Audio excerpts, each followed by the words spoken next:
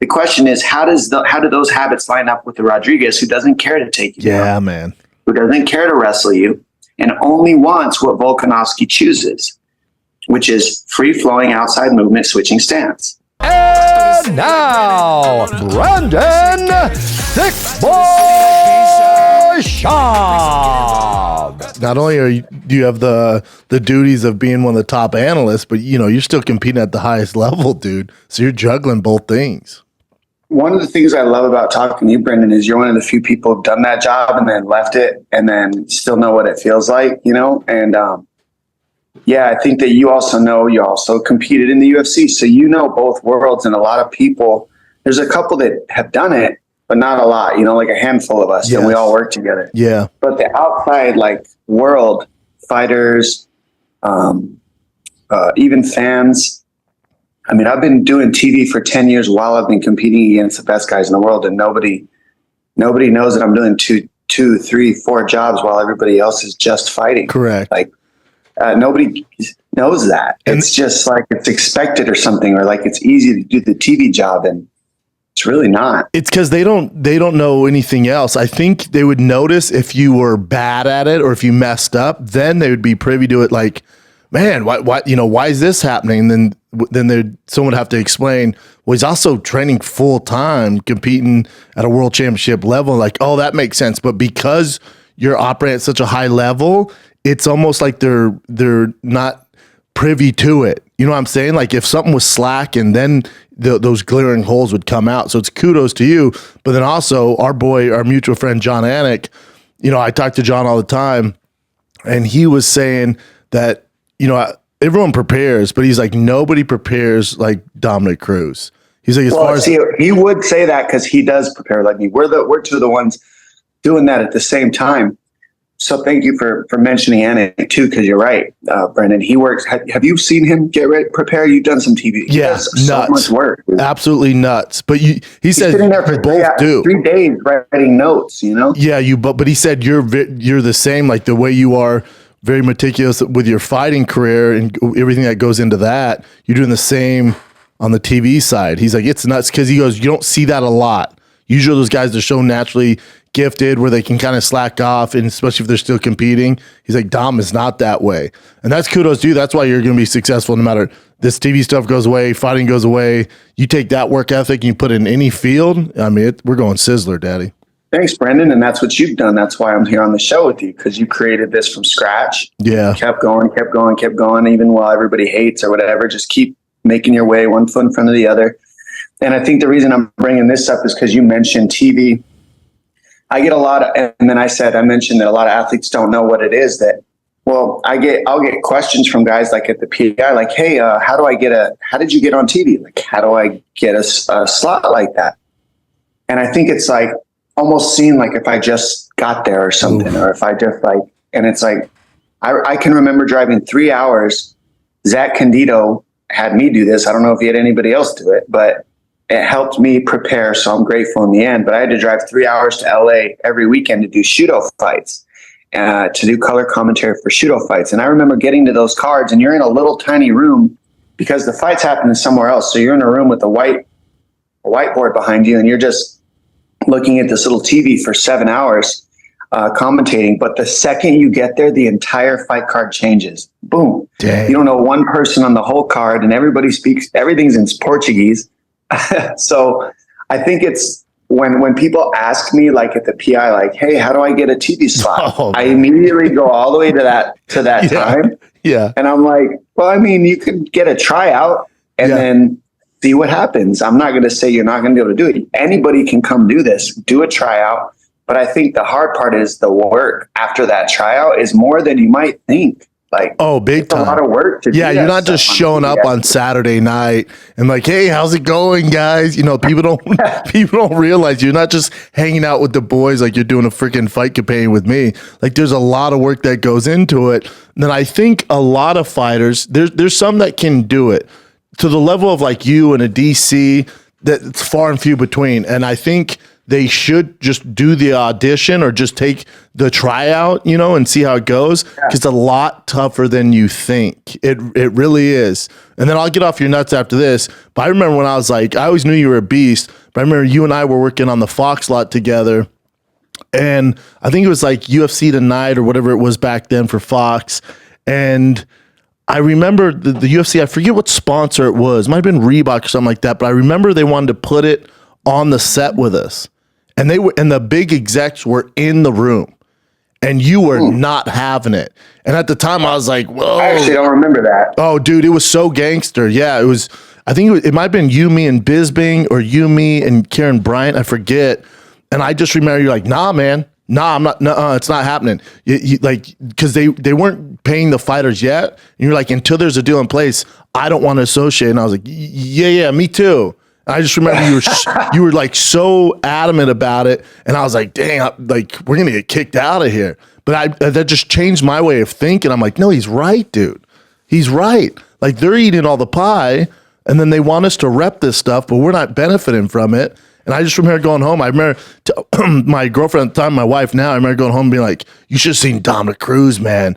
Like, he was not having it. She's like, really? I'm like, yeah, I think they're going to fire me, but he's good, And that's what happened.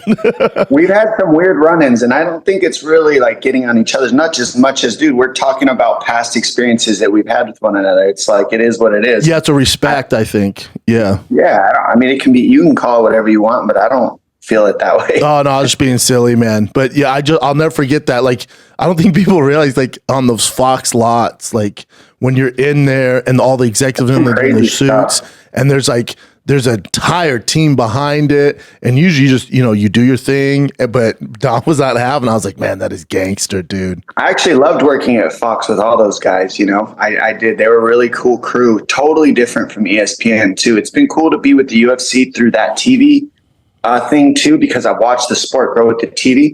So when I started fighting, it was on Spike, on The Ultimate Fighter. Yep. That was it. And then I fought Demetrius Johnson on Versus. Yeah, so like nobody even saw that fight. That leads me to this. So you've been with the company so long, especially working not only as a fighter, but an analyst too.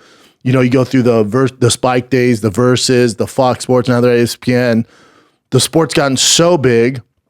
Now you have two billionaires in Elon Musk and Mark Zuckerberg, and Dana White kind of being the middleman there, being the Don King of it all.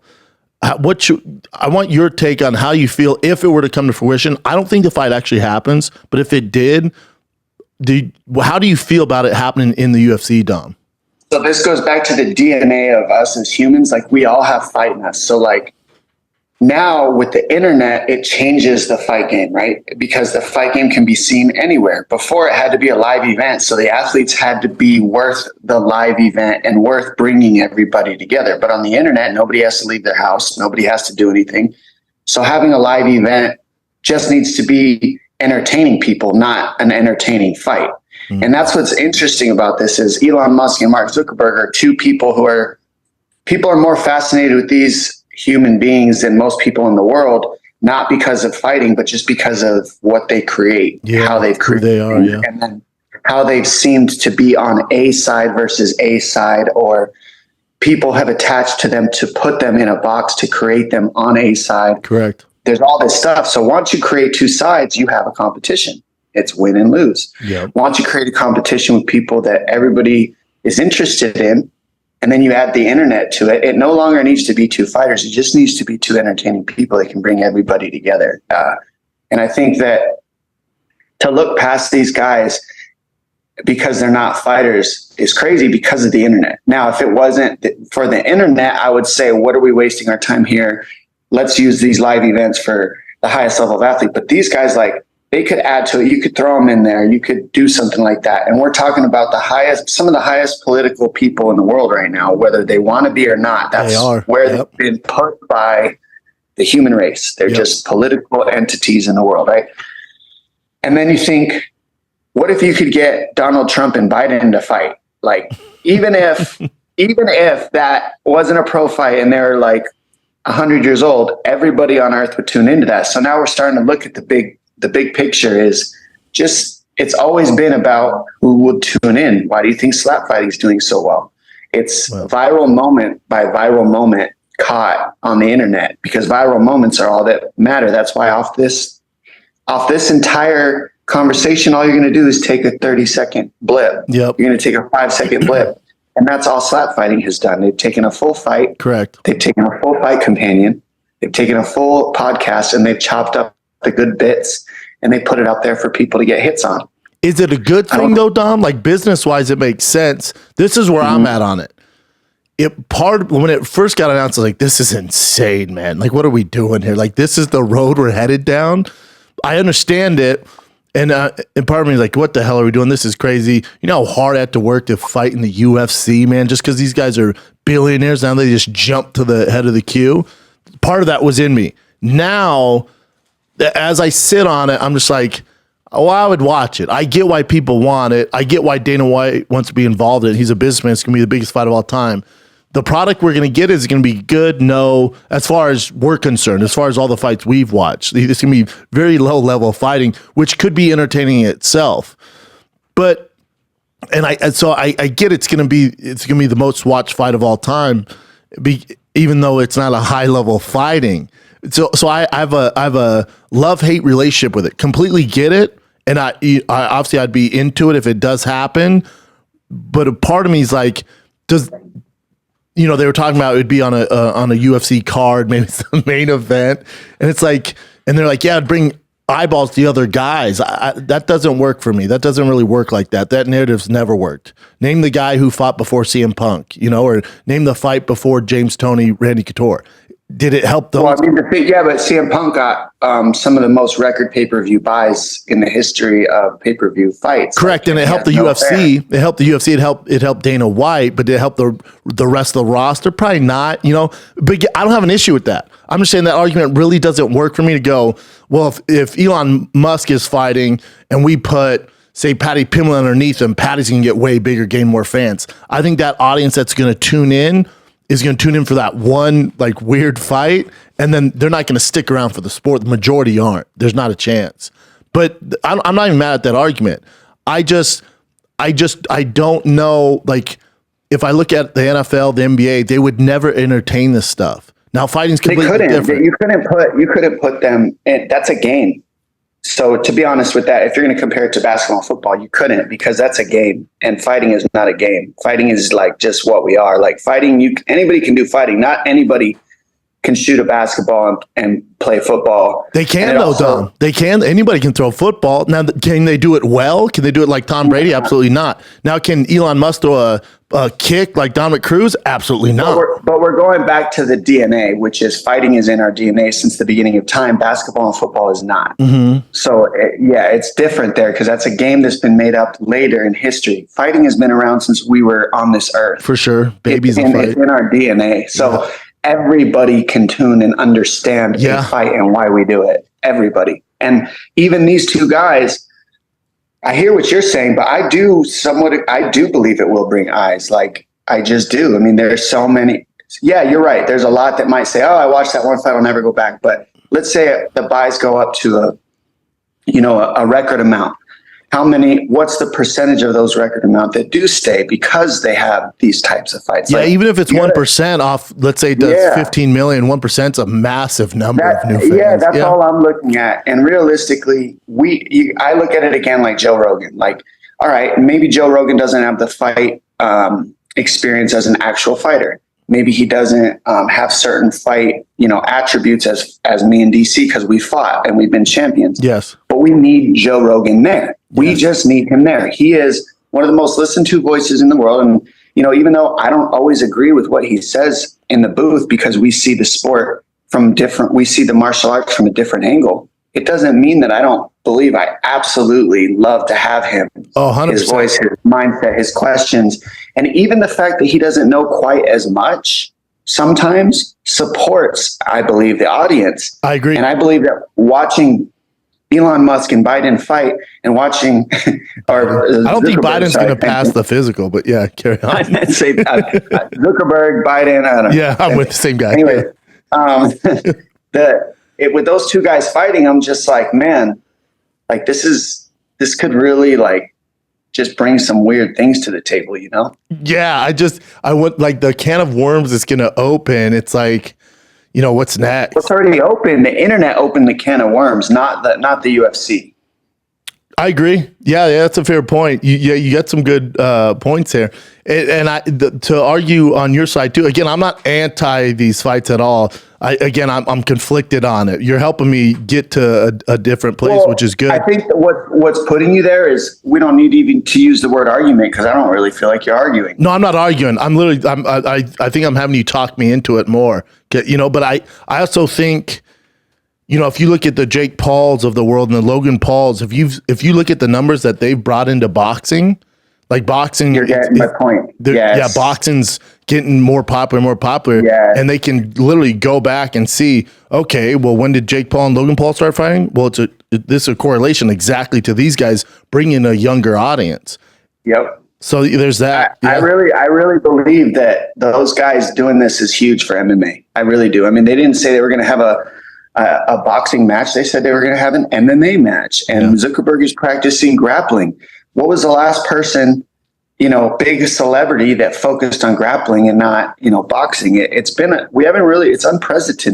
unprecedented that we've seen people at this level push MMA, not boxing. Agree. MMA, not karate. MMA, not sitting at a Pistons game. MMA, not sitting at a football game. MMA, like, it's a big deal. These guys, we need those guys talking about us, in my opinion. We need them pushing this. They are some of the highest political figures in the world, and politics is leading the world right now, and it's not necessarily always going in as anybody would agree, a perfect direction. So I think letting the world hash that out on a public forum with two people who can't fight, is almost like therapeutic. The world. Yeah. How many people want to be in there doing that and can't? And because these guys are so rich and have so much influence, they get the opportunity. You know how many veterans in the military want to land on an aircraft carrier and take off on an aircraft carrier? They've been in the military their whole life and they'll never get that opportunity. Yeah. But because I'm with certain groups of people outside of the military, I can do that. I get that opportunity. Does that mean that every serviceman and every military man means nothing? Or does it mean that I'm coming and serving and supporting and giving to the military? Yep. I mean, there's so many different avenues we could create this same conversation on, and say that I'm the one that's disturbing military, right? Because I'm not a military guy. Fair point. But realistically, it does nothing but serve. It's all just, we're all working together. We're all connected. Yep. And any differences we have with people, we all want to hash them out. That's the common ground we all have. We all want to hash them out. I think people don't fight about their issues enough. They sit on their issues. They stew about it. I don't agree to disagree anymore. I just disagree and want to kill you. And I hate you. Yeah. And it's like, why can't I disagree? Why can't I agree to disagree?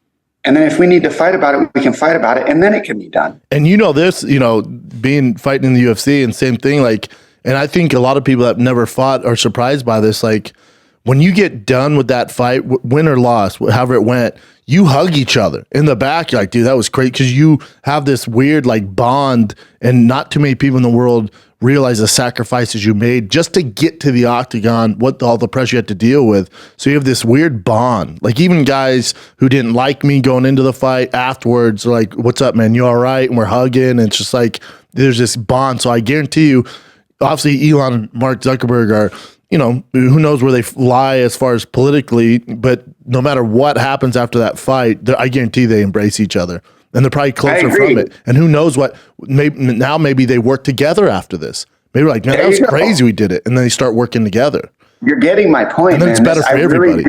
I really do believe that it can create a really good thing. And I mean, it really could. These guys could, fighting, like you just said, you hug in the back, and think of the avenue of the average person who looks at the pro fighter and says, yeah, that's how a pro fighter handles it. I could never do that. Now you got two people who aren't pro fighters, and they're proving, yes, you could.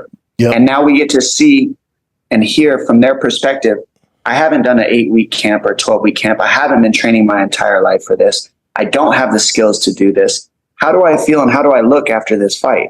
Oh, I look like crap. My head hurts. My nose is bleeding. It's broken. I got to go get a new nose job now. Like, I blew my knee out in the second round. Did you tough it out? Do you have that in you, even though you're not a pro fighter? Yep. Who knows what we could see? Like, does he just fail, break his toe, and say, I tap, I'm done, and then we find out why we have pro fighters? Maybe that makes us look better. Yep. Like, there's so many avenues this could go. I'm glad this has happened. Yeah, that's a fair point. And what's to wrap up on this whole kind of, as people would say, spectacle or gimmick fight, which, you know, to each its own, people forget this could have happened a long time ago, not at the Elon and Mark Zuckerberg level, but Joe Rogan and Wesley Snipes were down to fight. And like Dana was about to make it happen. This is back in the day, dude.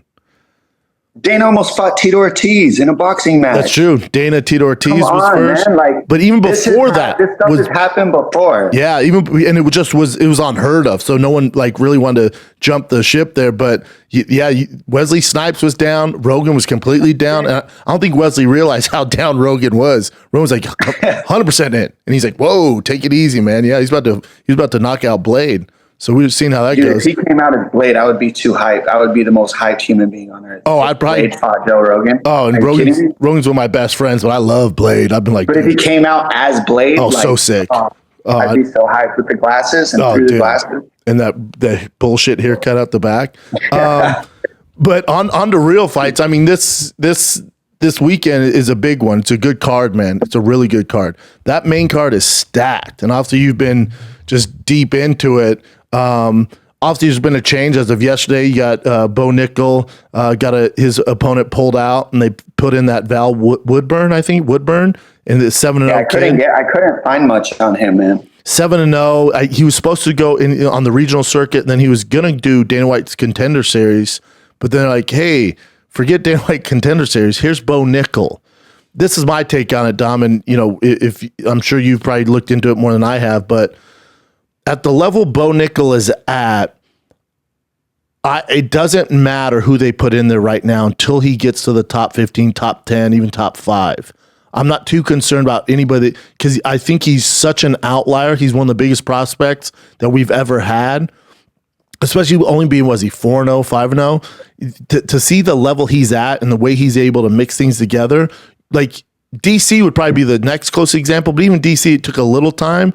The fluidity I see in Bo Nickel, I'm like, man, this dude is a super talent, man. And after you're always breaking down film and stuff, my question for you would be, what holes do you see in Bo Nickel's game? Because all we do is talk about how great he is. I'm a big Bo Nickel fan. I do think he's to be world champion. But there has to be some stuff that you see with your, you know, expert eye where you're like, he needs to work on this, or it could get dicey for him at the top. Well, yeah, that I could give you that, but I think you have an expert eye too. So why don't you go first and tell us what you see are his holes, and then I'll tee on that. Yeah, I think the biggest thing would be, you know, as far as liability, as far as him when he does get to that upper echelon, would be his striking right now. His striking overall, it's looked good against lower competition. I think he does get a little wild, so I think you'd have to button that up, get a little more technical, a little more controlled. I do like the way he's mixing things up. To say he's a blue belt's hilarious. You know, you look at his transitions and his inverted triangle. So I think he is going to have to rely more heavily on his wrestling because there's not enough hours in the day for him to get even close to the level of Izzy's at on the feet. You know, so I think he is going to have to really focus on his MMA wrestling and looking for those finishes. Especially once he gets to the upper echelon guys, because the striking, again, there's not enough hours in the day, there's not enough weeks for him to make up that gap. He's gonna have to find what he does well, kind of like, and I'm not saying a Khabib level where, you know, Khabib's just rushing for the takedown, but I think he's gonna have to get comfortable enough, but know that that's his way to the belt is gonna be through his wrestling. I hate when these top level grapplers and wrestlers fall in love with striking, and then they get to the upper echelon and, you know, it's not going to happen for him. Yeah, I think that Bo won't be that guy. He's too smart with the squad and the team he has around him to not use his wrestling and just fall in love with striking. Like, he's got a very good, I think a lot of it has to do with the crew people you have around you. My guy, Roman Bravo Young, has a super strong crew around him. And I notice it's a similar crew as Bo Nickel. They keep very solid leaders around, like extremely solid leadership is the biggest thing I notice about that crew that makes him so that makes all those guys so successful. They're not doing things on their own. They're not making all these decisions on their own. They're handing these decisions over to leaders that make decisions for them and tell them what to do so they can torture themselves. And that's why they're so good. And he does that. And so with that crew, one, I see that being a huge advantage for him because he listens to his leaders. He's not making his own camp. He's not running his own show. That's a huge, huge thing for him. Also, they're not giving him fights. And this is how I came up in my career when they didn't have matchmakers really, and they didn't have managers, and you were just trying to book your own fights and call the matchmakers yourself. In my day, I always had a rule where the rule was as long as they don't have 3 fights more than me in experience, 3 fights, I guarantee you I'll beat their ass because there's just like the experience is all that I need to make sure I have. It's not even their tools. Yep. It's the experience that matters because of the athlete that I am, is how my mindset worked. And so I know for him, he's not getting booked with guys more than 3 fights. And that means that this person that he's fighting, regardless of any tool set that they have, doesn't have any more experience than him. So it's hard to beat somebody like an athlete like Bo Nickal with the leadership and the qualities that he forces himself into regularly. It's hard to beat a guy like that when you don't have more experience and more ideas on how to beat somebody that's a better athlete at the start, right? Like if you had 2 cars, how much of a lead would we give that other car at the start? That's a great point. Question. And they have the same amount of races, right? So I kind of look at it that way. And then I think, okay, you're talking about him getting into the top 5, the top 10, Bo Nickal, and that you said, I think that he could use some pickup on the striking. And I don't want him to fall in love with the striking too much and get away from his grappling and his wrestling is what I heard. So I think that I go back to experience because each of these fights that he has, he's going to learn those things. So each fight you have, each camp you have, and I know you can attest to this, you learn something different in that camp. It's a weird learning you get, either a new move or a new realization that I got to get up from here or something. And I think that each fight that Bo Nickal has, he's going to have a new progression in his game where he realizes, man, I got knocked out last week. Man, I got submitted last week. I need to fix this. I need to fix that. When you look at guys like that, you got to look at their experience level and their results and understand they're going to adapt probably faster than somebody with the same amount of fights as them because of their past history. Mm-hmm. So if you just match him up with somebody with the same amount of fights, the chances are usually in his favor. You don't even need to worry about the skill set. Correct. Because the tools offset each other with the amount of wrestling he has. So yeah, he doesn't have the striking. Why do so many wrestlers fall in love with striking? Because so many guys stop their takedowns. Yep. Because it's hard. They know it's coming. So then they start, all right, I got to get my striking better. They start getting the striking better. They knock somebody out. They forget to go back to what opens up the wrestling, which is the striking. Striking opens up the wrestling. Yep. It's not striking just to strike. It's striking to open up the wrestling. So I think that as Bo Nickal progresses, these are the things that they're just going to come natural to him because of the athlete he is, the leadership he has, the people they're going to bring in, the experience, the level of fighter he's going to fight. They're not going to give him too much, too fast.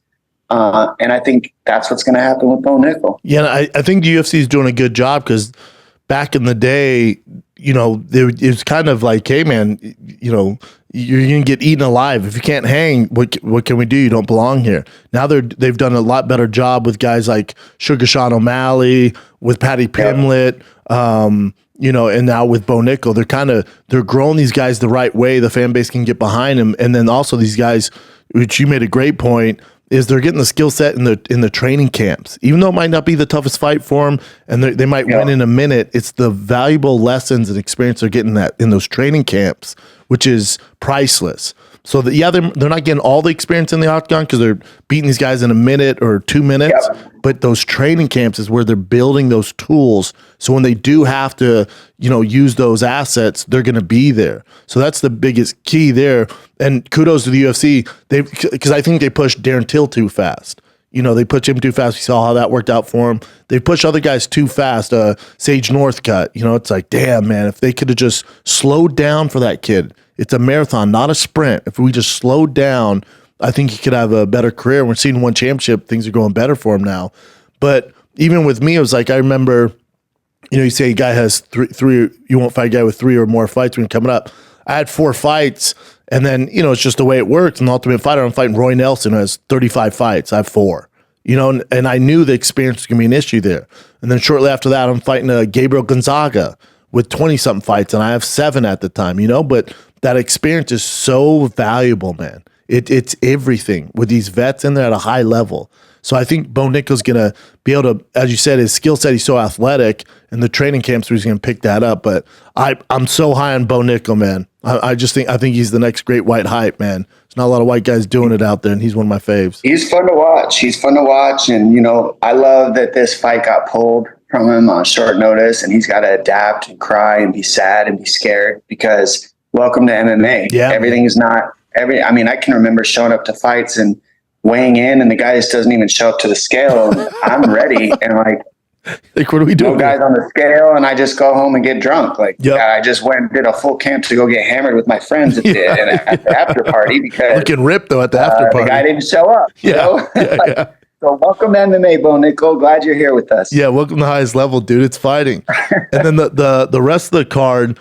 Now I was talking about this card on Monday, especially in the main card. A lot of it is heavy favorites. I think it's gonna be a great card. But if it goes according to Vegas, you're going to get a landslide of victories. It's like the Whitaker Duplessis fight. I get why the UFC is doing it, especially in the middleweight division. Izzy needs fresh meat. Like we got to find out that we need more contenders for Izzy, to sell those pay-per-views because he's beat everybody else. But the one guy, if they want Duplessis to fight for that title shot, I think they gave him the worst matchup possible in Robert Whitaker. When I look at the skill sets, I look at their previous fights, Robert Whitaker doesn't lose to anybody not named Izzy. He hasn't lost a fight since 2014, but to Izzy Adesanya. So when I look at Duplessis, I just don't see how he gets it done. Am I off on that, Dom? Do you see a path for him? I think there's 2 ways to look at it. Are we looking at it from the scope of the fighters or the scope of the UFC? Man, that's a good question. I would say a little bit of both. If you're looking from a fighter standpoint, pick one. We can't ride the fence on this one. Let's look at it from the fighter standpoint. All right, from the fighter standpoint, the way that Duplessis gets this done against Stylebender, that's the question. No, against Robert Whitaker. Against Robert Whitaker. Well, there's ways to get it done. Can he? Yeah. Anybody. Yeah, we know. You're winning a fight until you're not. That's happened so many times we can't even count, all the way to Pete Sell pretending to get hit and then knocking me out with an overhand right. This is MMA, right? So let's not sleep on that one with Whitaker and Duplessis. Anything can happen. You can go with that. Anything can happen, but With that. But now if we went to the odds and how this fight could go, I see the left hook of Whitaker being nasty. The lead hand of Whitaker is his best weapon. The thing about Duplessis is he has a lot of feints and a lot of fakes, and he wrestles enough. Closing the distance is going to be the problem against Whitaker because he's got such good footwork, and he does that back step real nasty to hit you with the hook. So if you come forward hard, he's got a back step left hook. If you stay where you're at, he's got a nasty lead right hand, right kick. He's got a nasty left hook, left kick, and everything kind of flows and merges together to where if you try to get off the center line on him, he loops around with kicks. And if you stay on this center line, he hits you with a hook or a straight. So you have to wrestle. So how do you get into the pocket unless you have jabs and unless you can beat the jab and the lead hand of Robert Whitaker? The lead hand and the pressure, forward pressure. Duplessis has to have forward pressure the whole time. He has to always beat the lead hand of Whitaker. The stance switch is going to help him beat up the lead leg of Whitaker on the inside. That will help take away a lot of the stuff that he leaps forward because he's got a very wide stance, Whitaker. And so these are the things he can do to win. This is game plan wise, tactics, structures. If you had to look at odds, I agree. Whitaker is probably the favorite. He's a minus 450, Dom. Minus 450. He's the favorite, but I think he can get it done. That's the thing. But now if we look at it, that's why this fight's happening. You also need to move. You also need to give Whitaker another shot. You just have to because of how well he's done in his last. He's finishing people and he's looking good, right? He looks amazing. So He's sick. He's getting better. He's also improving. He's not looking the same. So now you're like, okay, he's improving. He's knocking people out. He's winning. He beats du Plessis. Now we've got somebody that can, all right, he's gotten better. Look at these highlight reels that he's had since that fight. Now we're going to make this rematch.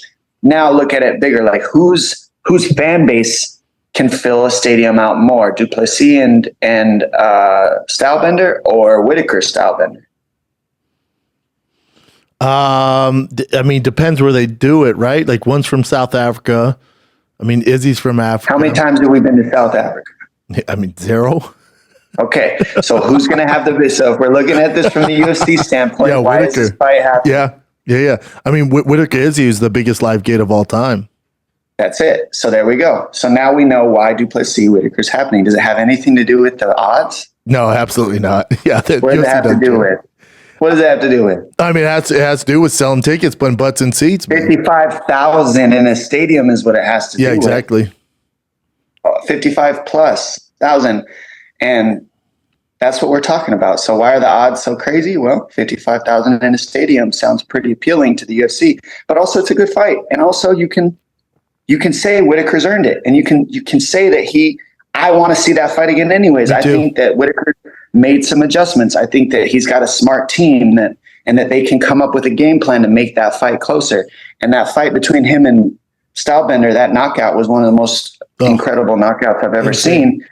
And I would love to see, Whitaker be able to get a shot at that again, because I think he's an incredible fighter. And I just like him. So I like it. Yeah, he's one of my favorites. But also to piggyback on that, if du Plessis beats Whitaker, he deserves it, man. I think that's also where the UFC's at too. Like, you beat Whitaker, you're the guy.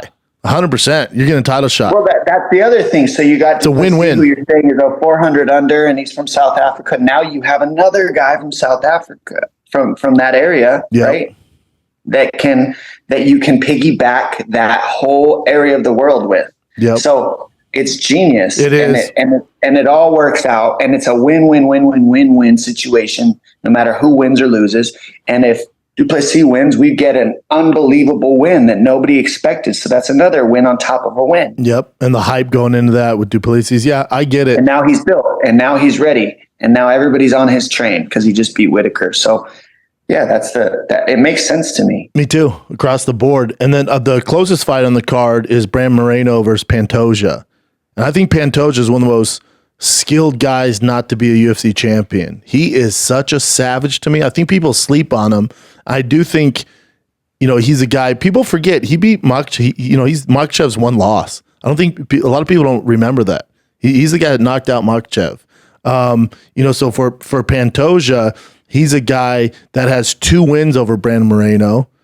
But I just when I look at their skill set and I look at things, if you're a Brandon Moreno fan, which I am, he's one of my favorite fighters. Where this fight gets tricky for him is you'll see Brandon will give up his back sometimes. If he gets taken down in the transitions, he'll give up his back and hand fight and stand up. Very wrestler of him, even though he doesn't have a wrestling background. He'll hand fight and give up his back. With Pantoja, that is trouble, man. At the level he's at with his grappling, if he even sees a slither to get your neck, he's going to do it. Pantoja is a bad mamma jamma. Now, I do think Brandon Moreno wins. I think it's by decision. And people say, yeah, but he's 0-2 against the guy. How's he going to get it done? If you look at when last time they fought, and obviously he lost to Pantoja on The Ultimate Fighter in the house. But if I look at their growth and who's gotten better, and also just Brandon Moreno's mindset as a champion now, and the wars he had with Figueiredo, it's just like, I just think Brandon Moreno has that swagger about him, and he's gotten better since they fought. I think Pantoja's always been damn good, and maybe he's gotten 5% better, but I think Brandon Moreno, you're talking leaps and bounds better since last time they fought, and that'll be the difference. We'll find out, but I do think Brandon Moreno has gotten better since they fought. Yeah, I think they have. And what I like is that the division is being talked about. I think that's most important. You gotta, and that's what I gotta give kudos to as Brandon Moreno as champion. I don't think people in the sport talk enough about champions and what is a good champion versus a champion who's not doing their job. Mm-hmm. That's my question. Is there a standard for that? Does anybody know what that looks like, or does anybody care? When I look at Brandon Moreno, he's a true champion. And what I mean by that is he's fighting when he's healthy. Like if you're healthy, you fight, and he is. If you're hurt, you fix it and you come back. But even if you're hurt or if you're healthy, no matter what, you're building the division. And what I mean by building the division is you're talking about other guys in the division. You're keeping your mouth open about other guys in the division, about whether you're talking trash about them or talking them up. Like that's the job. Is I'm at the top, and how do I build the rest of the division to not just compete against me and show why I'm the best, but also how do I build the rest of the division to beat me? How do I build the rest of the division to be so much better than me that the division rises because I've been involved in the sport? Yeah, it's a great point. Yeah, heavy lies the ground. That's to me what a champion is about. And then another level of that is, who are you making a difference for as that champion? Look at Muhammad Ali. The guy, it wasn't just about him ever. It was about him. And then he stood for what he stood for many. It wasn't just like, I do this for me. It was like, and that's why he's held on a platform that's one of the best champions that ever lived, was because he wasn't just a selfish me guy. I mean, I think to correlate on that, I think it's too, like when you talk about the smaller weight classes, you and Uriah Faber did a lot of that, man. Like you guys are the face of it. I appreciate that, and I do, but I'm really talking about Moreno on this one because we've got a division and 125 pounds that's similar to 135, where you needed a rivalry. You needed somebody to just create it and make it like a talked about remembrance thing. And right now, Moreno's creating those fights. He's creating that legacy for the division. But also think about this, Dom. Hate to interrupt you, but also think about this. Not only is he doing it just for that 125-pound division, he's also putting Mexico on the map. He has the entire nation of Mexico on his back, and now you have these other with Alessa Grasso, and then you have Yair Rodriguez. So they have 3 Mexican champions, which is nuts, dude. Nuts. So now, here's another thing. He's gotten given the entire world as a champion coming from nothing. And what has he done with it? Has he ran off and become an alcoholic and just ruined his whole life? Has he continued to fight, continued to build the division, stand for his family, be a man that's being a human for the world? Or are you just trashing everything? I'm the best, living on top of life. Going into movies. You can't touch me. None of you can touch me. Yep. None of you can be as good as me. I am it. I am the most dangerous man in the world. And nobody can, like, I've been ranked number 2 in the pound for pound list before. And the only person I was behind was Demetrius Johnson that I had beaten. Yeah. So should I have been running around, saying that I'm God's greatest gift from heaven and stop making a difference for my family and the people around me, or just care about myself and what I can get, or just say, you know what, I'm leaving the division. You guys could never be as good as me. Like, why are we doing that? Why are we killing a division? Do you really need it that bad? Do you really need to be the best so bad that you'd kill everybody behind you just to say I'm the best, and the rest of the division and the UFC will never exist again except for you? Is that what this being a champion is about? Now, when you give that example, Don, would you say you're alluding to like a Conor McGregor tendencies? No? I don't have any one person. You got how many years of champions that have done both sides of this story? And my question is, as a champion, what is important to you to choose? Which version and why? Yeah, I think what Brandon Moreno is doing, and I don't know if you spent time with Brandon, he has to be one of the nicest people on the freaking planet, man. This dude is just such a good person. Example, like kids, would you want your kids following him? 100%. My kids look up to him. They're half Mexican, for God's sakes. You're making a difference for a bigger thing with who you're being, not what you're doing. Yeah, and I respect that about Brandon Moreno. It's his way of being is being carried as a true professional, as a true champion, as a true human being for the people. And coming from Mexico, that makes me, him coming from Mexico and me being of Mexican descent and half white, half Mexican on my dad's side, and my mom's white and English and Irish, and having that mixture, like, it makes me proud to see a Mexican champion just be so wholesome and so real and so for the people, and such a good, keeping this stuff together. Now, is he as famous as a Mike Tyson? No. And then you go, well, why? Well, Mike Tyson, I mean, that's like anybody who lights a house on fire, everybody's going to go run and watch it. Yep. That was when Mike Tyson was at his peak. It was a burning house. He admits that. It was just havoc, Yep. And so he got so much to him and so much attention. And one of my favorite quotes of Mike Tyson was, "God will teach you a lesson by giving you everything you ever wanted." Yeah. That's one of my favorite quotes by Tyson. He's so smart from having and lived that life. Now look at the type of champion he's transitioned to as an older man. Agree. Have you done a show, Dom? Have you ever done hot boxing? I have not. I've watched it. Oh, we got to make that happen. I know his team well. You and him together.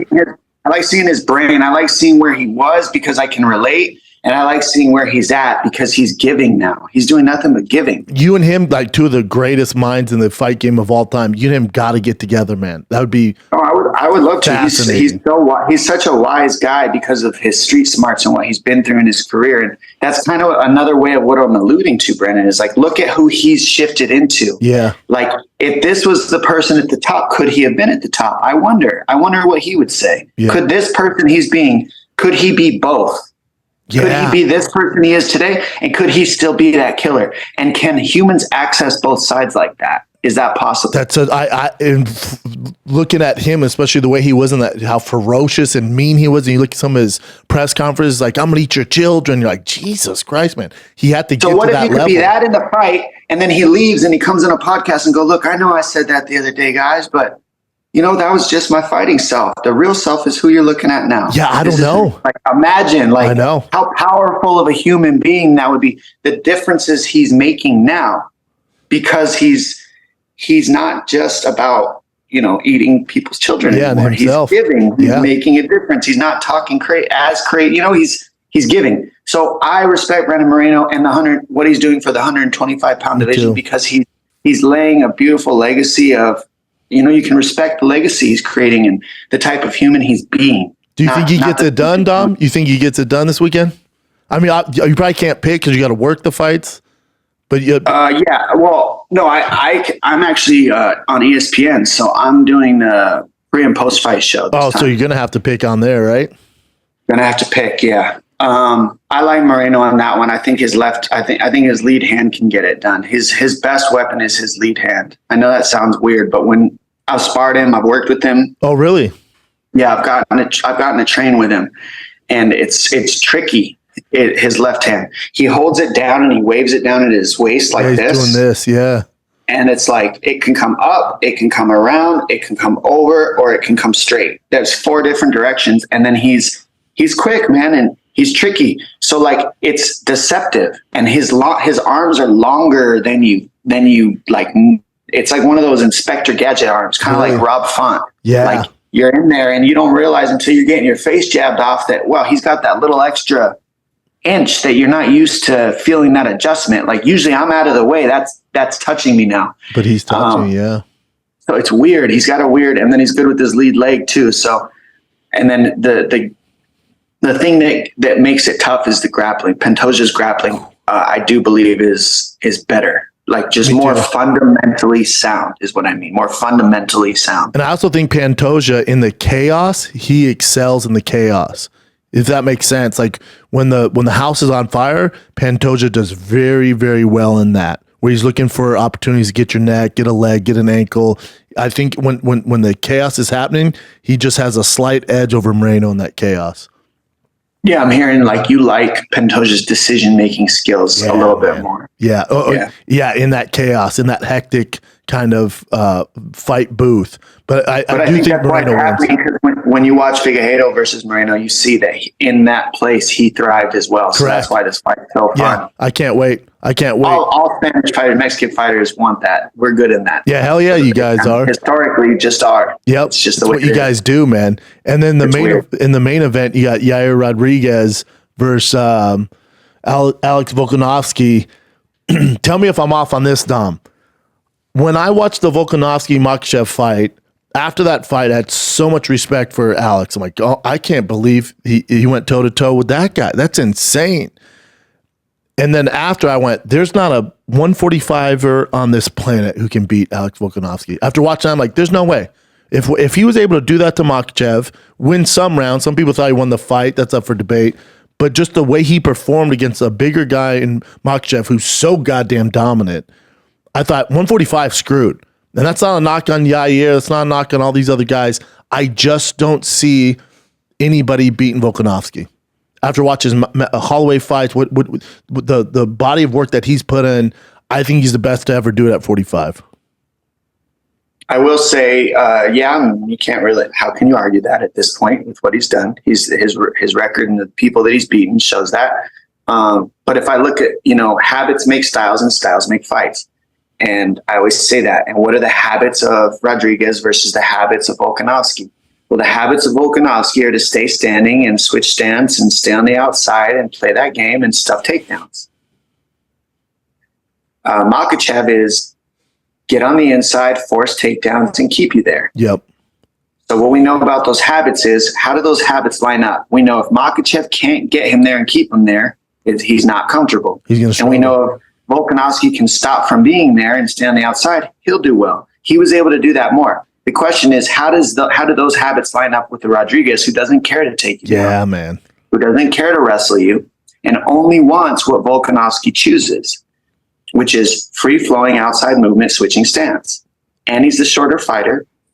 And if you watch Rodriguez versus Emmett is the perfect build and body type to prepare for the next fight against Volkanovski. Correct. Same height, same stature, same strength, same durability, same neck, same no neck, all that stuff, right? So now you look at Volkanovski and Emmett's skills and habits. Well, Emmett's not even quite as fundamentally sharp with his striking as Volkanovski. So Volkanovski has the edge in that against Emmett, I'd say, in the striking.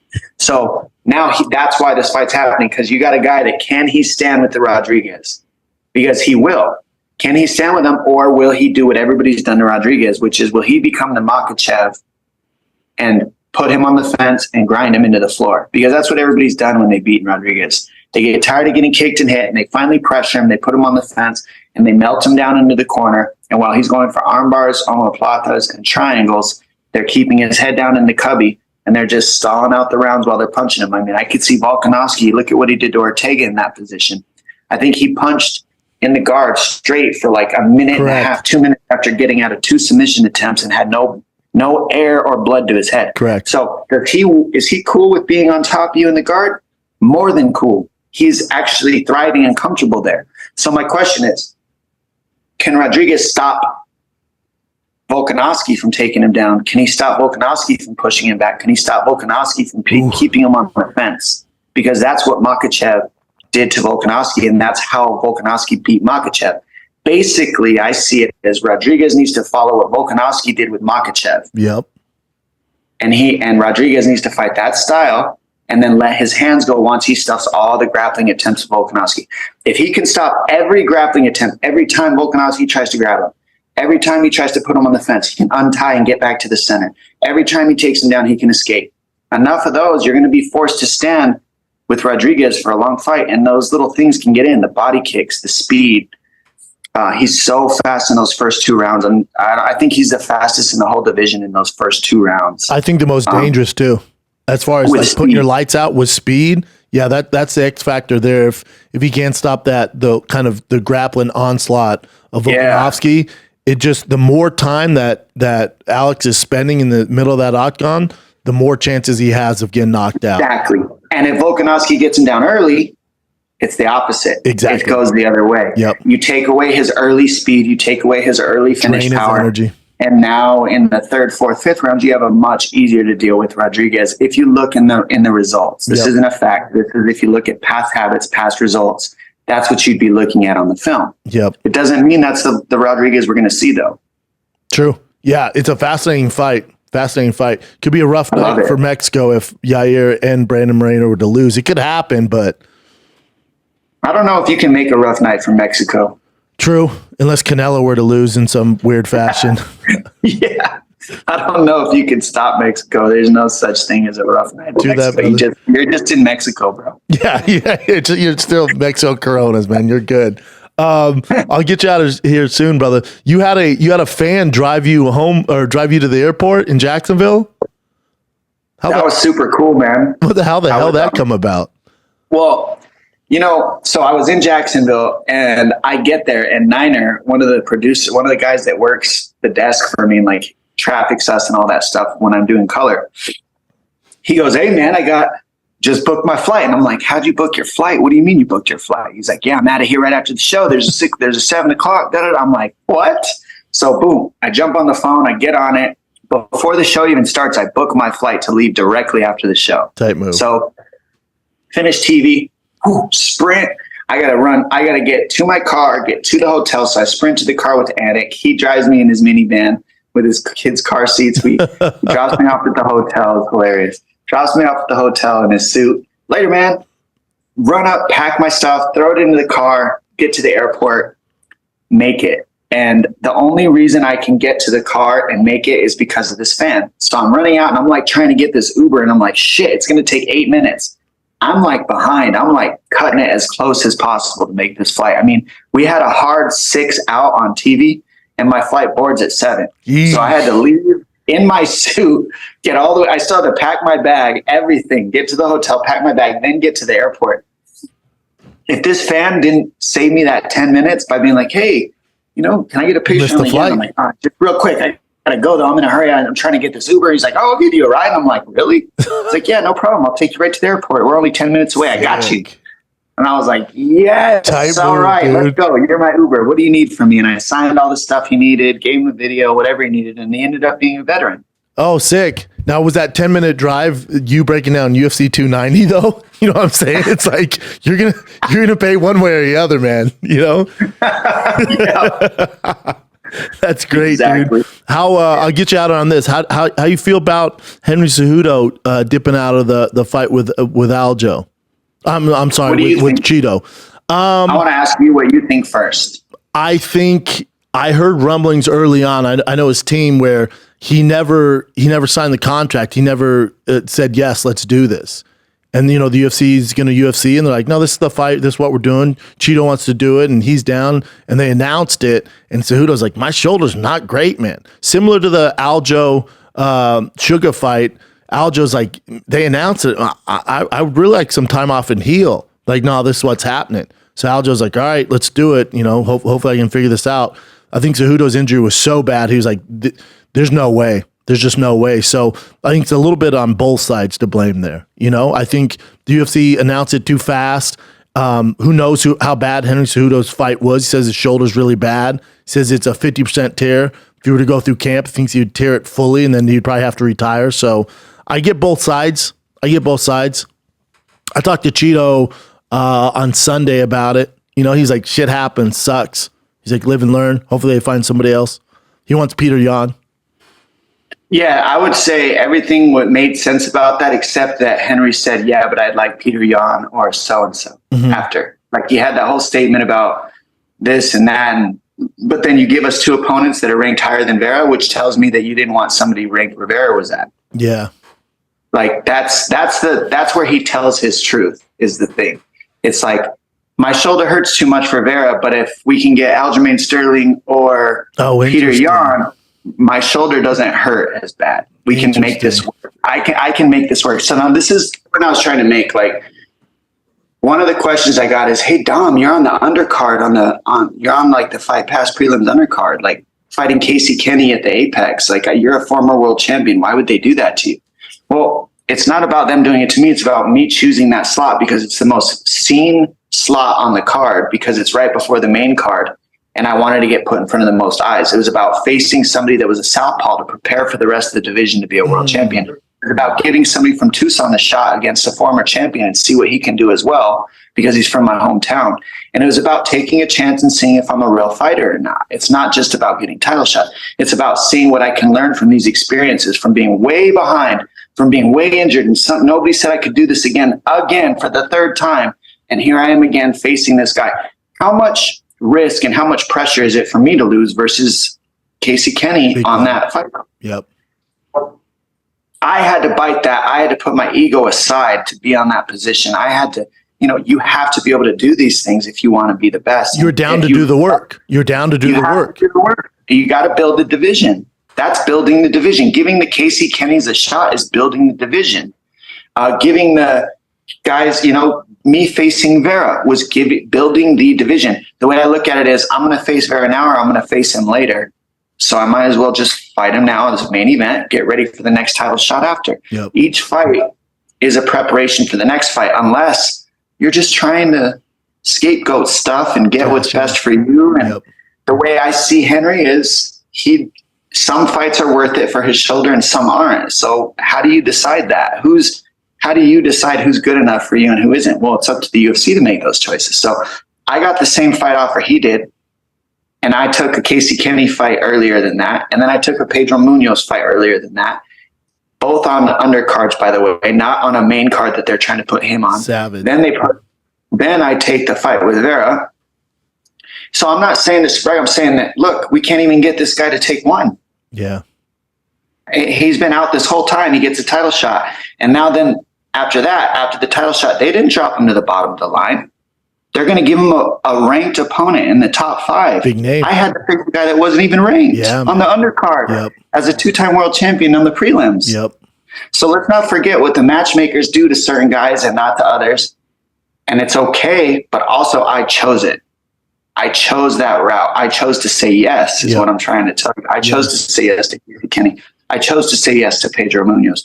I chose to say yes to Vera because I wanted to build back up from the bottom of the ladder to the top and show it can be done even after I've done it twice already. Yep. I was close. I didn't make it all the way there. That last fight. Close though. Got a stinger in that fight and got hurt. But the bottom line is I'm still there. I'm still in the top 10. Right so there. who would I have to fight next? These are the questions. So when we're talking about Henry, I'm just like, I'm cool. I get being hurt. I have a hurt shoulder now. I'm in the same boat. We both have a reconstructed shoulder. Our right shoulder's reconstructed. We both had surgery. I fought Henry in the pandemic while all the borders were closed, right 3 months after my shoulder surgery for the world title. He had a full camp for Jose Aldo. I took that fight and it was great. But the bottom line is now it's like then he retires, sits out 3 years, like build the division, give some fights to these other guys. That's what this position is about being champion. It's not about I'm the best and now I'm going to leave. Yep. And I'm going to give all the responsibility to whoever's second best. And now the division's dead because of you. Stay in there, build it, keep grinding, put your legacy on the line. If you're really as good as you think you are, go fight Vera, go fight Casey Kenny, go fight Pedro Munoz. Before you get that top 3 slot, go build the division, be a champion. Yeah, that's a great point. Have they given you any rumblings when you're going to be back in the octagon?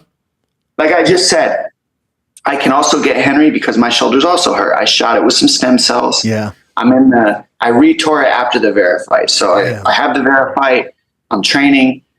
Boom. Re-tear an infraspinatus, which is a rotator cuff tendon in the back of the shoulder, which is before I had reconstructed my bicep tendon and my supraspinatus. So those are 2 of the 3. Now I tore the one in the back. Partial. So there's a partial tear. It's not all the way. So you shoot it with stem cells. You hope that it heals it up. You do the rehab. I'm in the rehab phase now. And then I start training. And when I start training, if the shoulder works or it doesn't, that's when I'll know. And that's when say, hey, let's start looking for something here. Yeah, take your time. So that's why when they go, Dom, what are you doing? You're like, man, I'm rehabbing my shoulder. When it gets strong, I'm going to try it. I'm going to go into camp. I'm going to give it everything I got. But then, that's why you have leaders. Your leaders are going to say, Dom, we can't have you 3 days on, 3 days off because your shoulder's shutting down. Correct. We got to just have you 7 days on. If you can't do that, Eric will say, we're not booking this. Like you got to be 100% healthy. So these are all things that I'm sure Henry's going through as well. And then he's got to chalk it out. Like, do I want to go in there with this partially hurt shoulder to fight a champion?